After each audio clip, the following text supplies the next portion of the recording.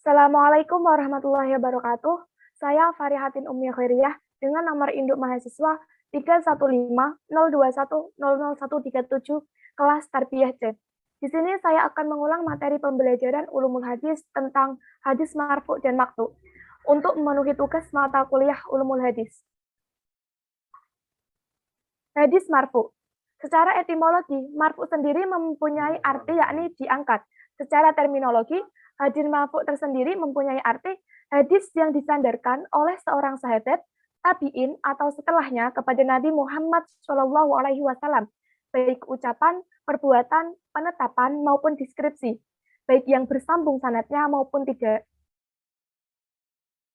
Contohnya, seorang sahabat meriwayatkan bahwa Rasulullah SAW telah berkata, berbuat sesuatu, menetapkan suatu perbuatan. Sahabat di hadapan Rasulullah atau seorang sahabat berkata bahwa Rasulullah SAW itu adalah orang yang paling baik akhlaknya.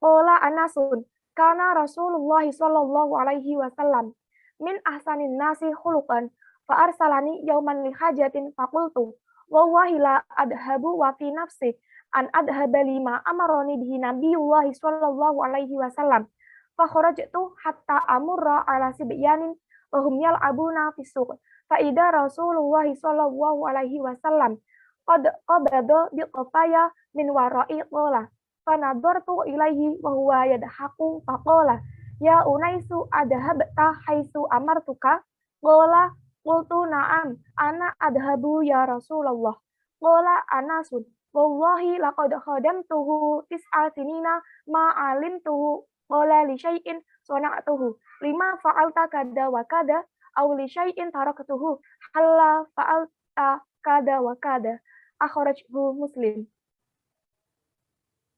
Yang artinya Anas bin Malik radhiyallahu an berkata, Rasulullah Shallallahu alaihi wasallam itu orang yang paling baik akhlaknya.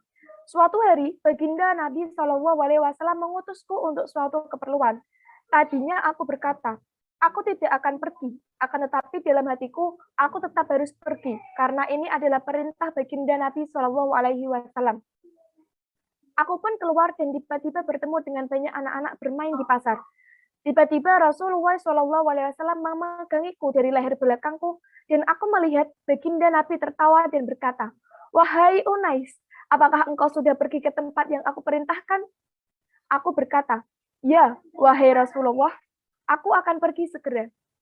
Anas berkata, demi Allah, aku telah berkhidmah untuk baginda Nabi selama 9 bulan. Aku tidak pernah mendengar baginda Nabi berkata tentang sesuatu yang aku kerjakan. Kenapa engkau melakukan ini atau tentang sesuatu yang aku tinggalkan? Kenapa engkau meninggalkannya? Hukumnya, marfu terdiri dari mutasil dan yang lainnya. Sahih dan yang lainnya boleh jadi bisa dipakai argumen atau ihtijaj dan boleh jadi tidak. Selanjutnya yakni hadis maktu. Pengertiannya secara etimologi. Maktu sendiri memiliki arti diputus. Secara terminologi, maktu memiliki arti hadis yang disandarkan kepada seseorang, tabi'in atau generasi di bawahnya, baik ucapan maupun perbuatan. Contohnya, Ibrahim bin Muhammad bin Al-Muntashir berkata, Kana masyrukun yukhrisat bainahu wa baina alihi wa yuqbilu ala sholatihi wa yukhlihim wa dunyahum.